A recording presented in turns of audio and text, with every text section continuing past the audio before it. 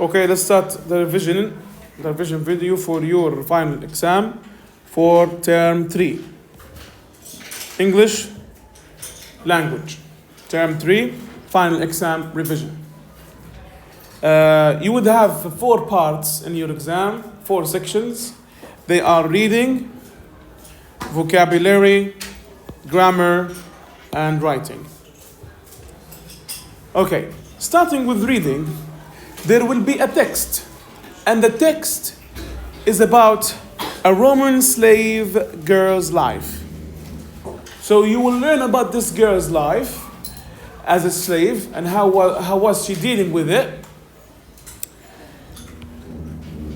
And you will have some key words that I needed to understand before you read the text. The first word is slave. What does slave mean? Slave is a person who owned by another person. And what do we call the owners? We call the master if it was a man, mistress if it was a woman. What does the word iron mean? Iron, we know it as a material in science, but iron is actually here a verb, which means to clean clothes and make them unwrinkled. So for example, after the folders clean the clothes, which are slaves by the way, the clothes usually, especially togas during the Roman life, they were wrinkled. The clothes were wrinkled. Wrinkled. So what did they do, the slaves? The slave ironed these clothes so they can be unwrinkled and clear, like this. Unwrinkled. There is no wrinkles. Okay, how to do that? By iron. And iron is a piece, it's a thing where you heat it on a fire and then you start applying it on the clothes. Whipped. Whipped here, it's the passive whip. To whip someone is to hit him or her by using a rope. In the past, slaves were hit by their masters and their mistresses by using their hands or maybe sometimes rope. So let's say that's the master and that's the slave. Poor slave. The master has a rope. All right? And this rope is used to hit the slave. The action word, the verb we should use here is the word whip. Whip.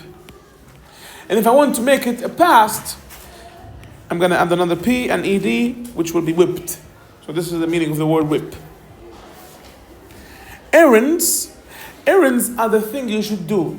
Your tasks. For example, your errands for today as students is to write your homeworks. That's your errands, right? And if you are helping your mom or dad at home, you would clean the house, wash dishes. These are called errands. Things you do, tasks you do. So the slaves did have errands to do during that time. And if they don't, they get whipped. Okay.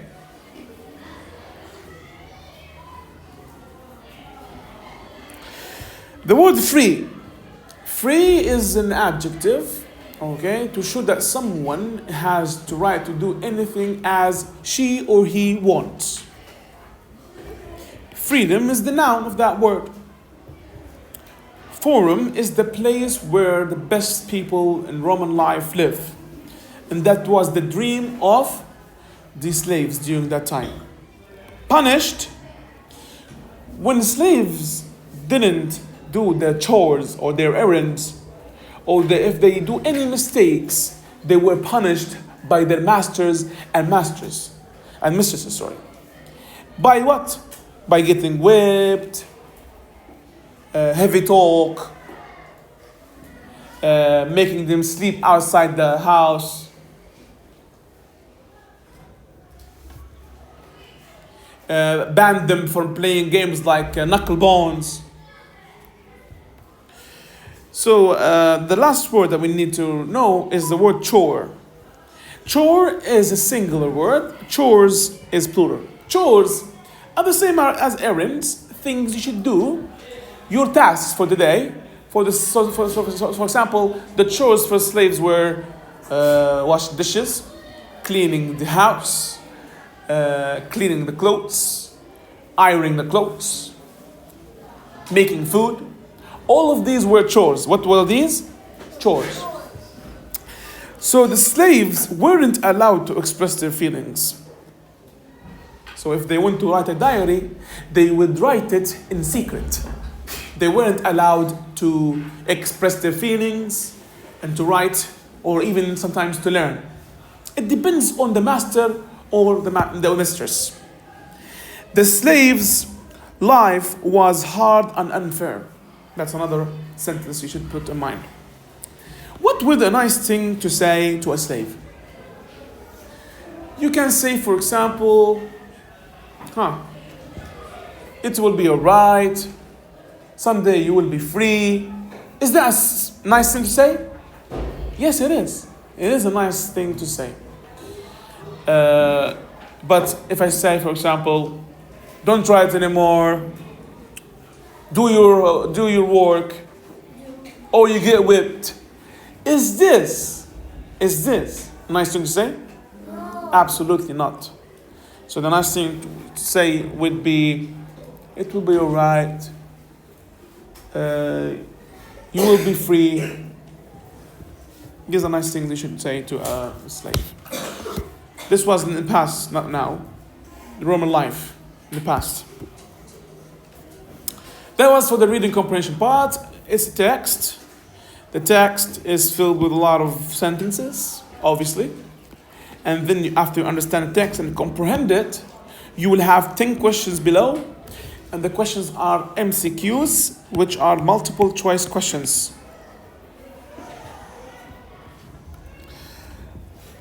As for vocabulary, you are only required to study 2 pages, which is 197 on your activity books and 209 on your activity books. Also, in addition to that, we have a page, the last page on the non-fiction book, which is glossary. So take a look there and understand the meaning of words, because you're going to use them. The question of vocabulary would be fill in the blanks. Fill in the blanks. I would give you the words and you would write them on the blanks. It's just as simple as that. You need to understand the meaning of words, then you put them on a sentence. For example, the word stepping stones. Stepping stones. It means a stone where people walked on for safety. That's stepping stones. For example, the word chariot. It was what? It was a cart, okay? A very fast cart driven by someone using horses. That's called chariot. What do we call that person who drives the chariot? Let's say this is the chariot, that's the carter here. And these are the horses.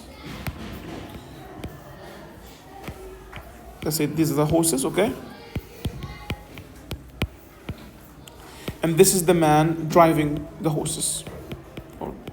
So, what do you call this thing here in front of you? We call it chariot. Chariot. And what we call the person who drives the cart or the chariot, we call him charioteer. And usually charioteers, since the chariot was very fast and had 2 horses and 2 wheels, the chariot had two wheels. It was very hard for the charioteers to survive because of the crashes they make. So if they make a crash, they bump into another chariot or into a wall or they lose control of the horses, they would die easily. Another word to know is knuckle bones. Knuckle bones is a kind of bone which is present on our hands as humans, or on the sheep feet, and we use the knuckle bones to play with them, like dice. Not we, them, the slaves. They use the knuckle bones to play with them. Another word would be, Another word would be a synonym. What's a synonym? A synonym, when you have two words having the same meaning, two words or two phrases having the same meaning, this is called synonym. What about speech marks? Speech marks are basically punctuation marks, like, for example, exclamation mark, like full stop, like question mark. These are called punctuation marks or speech marks. Another word to put in mind is dialogue. Dialogue is a short conversation between two characters, for example, two people or more. This is called dialogue. And yes, so it's a conversation.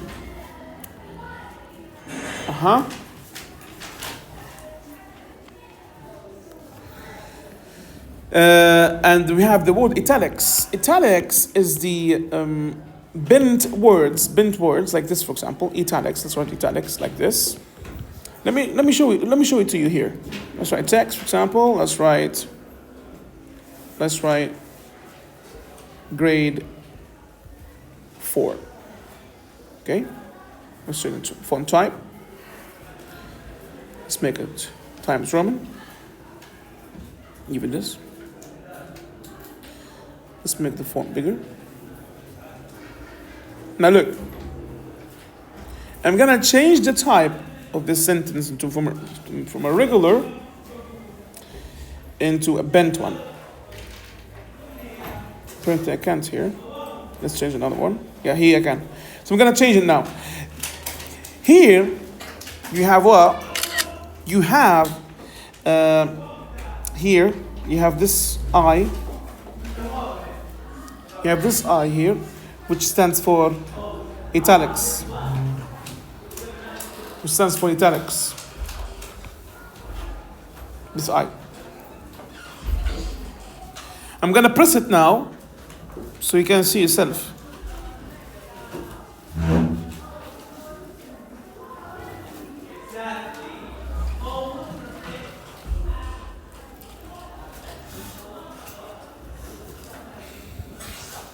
Does it work correctly?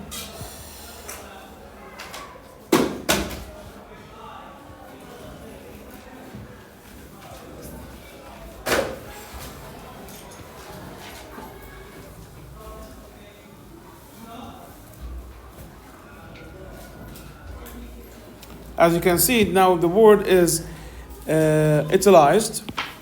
This is the meaning of italics. We use italics. When do we use it? When we have a play. You know what's a play, right? Play consists of a lot of things. Play consists of a director. A play consists of characters, a setting, the place where we do the play, right? The characters of the story are part of the play. And the characters need to do things, right? And how they know it? They know it from the script and from the stage directions given by the director. How can I know the difference between, when I read on the paper, how can I know the difference between a stage direction or a script? If you see it italicized, using italics, it means stage directions. If it's regular, normal, ordinary, it means it's a script. All right? That would be it for vocabulary. Okay? As for grammar, you know the order of operations. The order of operations is as follows. What order of operations? Sorry. The order of a sentence, not operations. Order of a sentence. So the order of a sentence. The structure of a sentence. It's subject, verb, and object. This is the order of a sentence. But what kind of sentence exactly? Because we have kinds of sentences. We have sentences. What other kinds of sentences? We have statement, and they usually end with full stops. We have exclamation sentence, which they usually end with exclamation mark. And we have question sentence, which they usually end with question mark. And we have. These are the basic three ones. When you are trying to express his feelings, you use the exclamation mark. So when you read the sentence and you see exclamation mark, it means the writer was expressing their feelings. And when you see a sentence ending with a full stop, it means the sentence has finished and had complete meaning. And when you see a question mark, it means the sentence is in question form. Okay.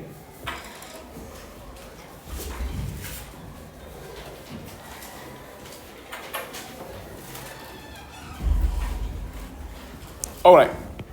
Now,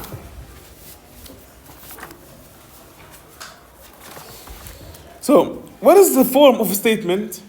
SVO. And what is the form of question? VSO. Then question mark. V means verb, and O means object, and S means subject. So SVO, you start with a subject in a statement. VSO, you start with a verb in a question, whether it's auxiliary verb or main verb. What are the things that we can use as subject? We can use nouns. We can use pronouns. What are the words that we can use as verbs? V as verbs, action verbs. The verbs can be main verbs, and they can be verb to be's. We know that already. Main verb, it's the actual verb used in a sentence. And verb to be is are, which is used after a pronoun. And was, were, if they were in past. And the main verb can be regular and irregular. If the main verb is regular, it means when I change it to the past, just add ed to it. If it's irregular, I change the whole verb. And the object can be four things. It can be a noun. It can be a pronoun. It can be an adjective. It can be an adverb. So now let's explain each and every part of speech. Verbs are the action words. Nouns are the name of something or someone. Pronouns are what replace the nouns. Adjectives are the words used to describe noun. Adverbs are the words used to describe verbs. Okay. Now, we will go our activity books, page 179. You understand the meaning of possessives. Possessives. We have possessive pronoun and possessive determiner. So determiner and possessive. Good morning. Possessive determiner, and we've got possessive pronoun. These are the possessives. If it's a determiner or a pronoun, determiner we have it usually before a noun. So after we have noun in a sentence. For example,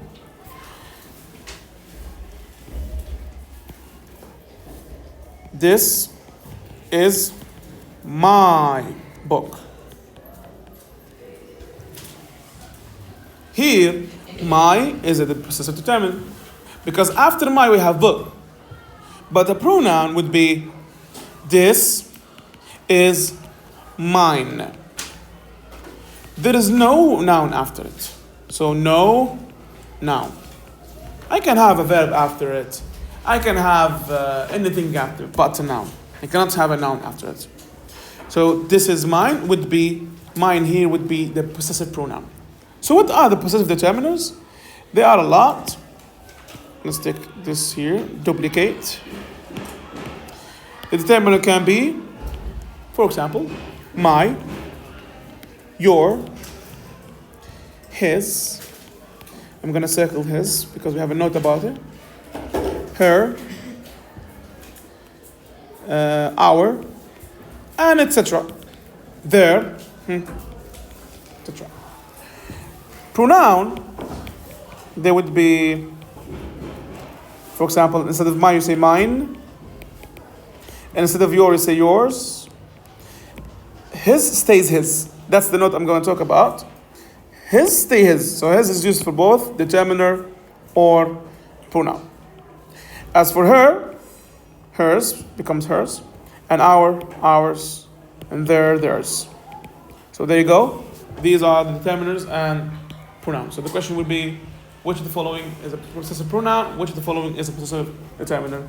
The questions of grammar would be in the multiple choice questions form. All right. Future tense. Future tense. The form of future tense is subject plus will, which is a modal verb, plus verb in the original form, plus the object. Another form that we used is subject plus verb to be plus going to plus the verb in the original form plus object. I need you to focus on this one.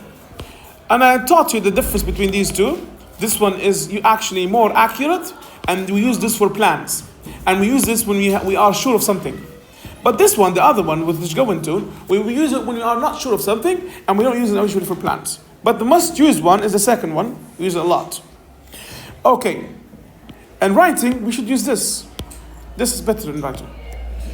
Example of the first one, I will learn more. Yes, I subject, will, learn verb, and more is the object. I am going to learn more if you want to change it into the other form. And they are both future. What I need to understand is the first one. Okay? That was for future. Future tense, future simple tense.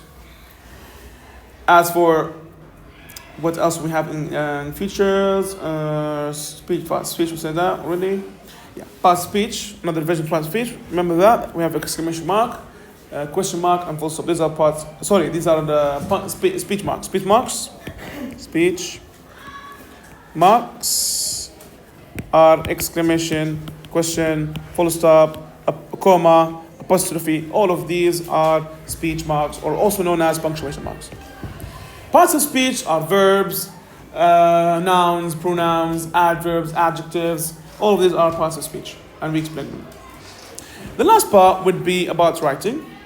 I'll give you the writing title, which is about this academic year here in Babel School. How was your academic year? And you will tell us about it on paragraphs. I gave you questions. You should answer the questions in one paragraph. For each question, one paragraph. Each question, one paragraph. Okay. For example, I would ask you, how was it? By it, I mean the academic year. Was it fun? For example, you would say, it was amazing. It was extraordinary. You can write and explain yourself. And remember, do not forget about the punctuation marks, like question mark, like full stop, like comma, apostrophe, exclamation. Don't forget about these punctuation marks, speech marks. Also, another thing to remember is that you need to answer in the right grammar. For example, if I asked you in past, you answer in past. If I ask you, for example, what will you do during the summer, you will answer using future. Because I asked you in future. If I ask you using past, how was it? It would be answered in the past. Okay. So if I asked you, what will you do During the summer, you would say, I will play with my cousins. I will go to the picnic. I will go to a country, whatever it is. Tell us about your future plans during the summer. And that will be it. Thank you. You've been amazing. Students and lovely students, I hope you the best of luck.